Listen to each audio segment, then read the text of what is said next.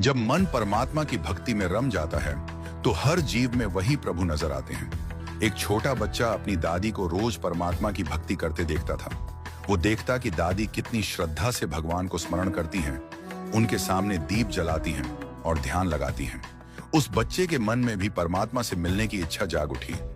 उसे भगवान के बारे में कुछ नहीं पता था, न उनका स्वरूप, न नाम, न स्थान, लेकिन उसके मन में एक सच्ची और मासूम चाह थी, बस एक बार भगवान से मिलूं और उनके साथ बैठकर रोटी खाऊं।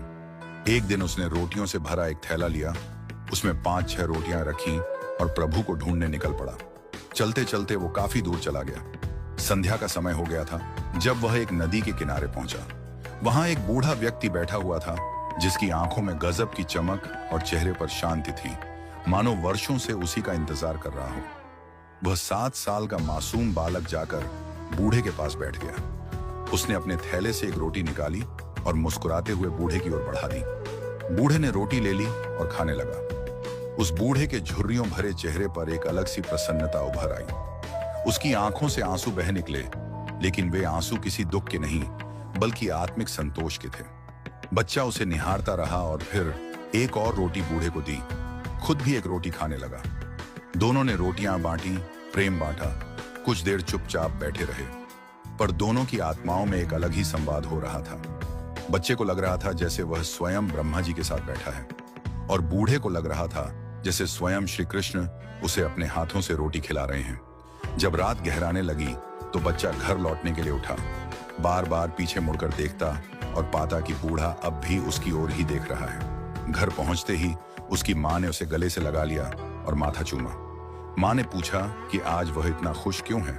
बच्चा बोला, माँ, आज मैंने भगवान के साथ बैठकर रोटी खाई, उन्होंने भी मेरी रोटी खाई। माँ, भगवान बहुत बूढ़े हो गए हैं पर बहुत अच्छे हैं। उधर जब बूढ़ा अपने गांव पहुंचा तो सबने उसे पहले से बहुत प्रसन्न देखा। एक ने पूछा, बाबा, आज इतने खुश क्यों हो? तो वह बूढ़ा बोला, मैं 2 दिन से भूखा था, नदी किनारे बैठा भगवान की राह देख रहा था। मुझे विश्वास था कि भगवान जरूर आएंगे और आज वो आए। उन्होंने मेरे साथ बैठकर रोटी खाई, प्यार से मेरी ओर देखा, मुझे गले लगाया। भगवान बहुत मासूम हैं, बच्चे जैसे लगते हैं।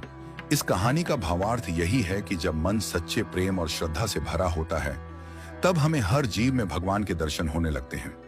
वो बच्चा और वह बूढ़ा दोनों ही भगवान के प्रतीक बन गए, क्योंकि दोनों ने एक दूसरे में ईश्वर को देखा। जहां भाव शुद्ध होता है वहां प्रभु स्वयं प्रकट हो जाते हैं। सच ही कहा गया है कि आत्मा परमात्मा का अंश है, और जब हम किसी भूखे को प्रेम से रोटी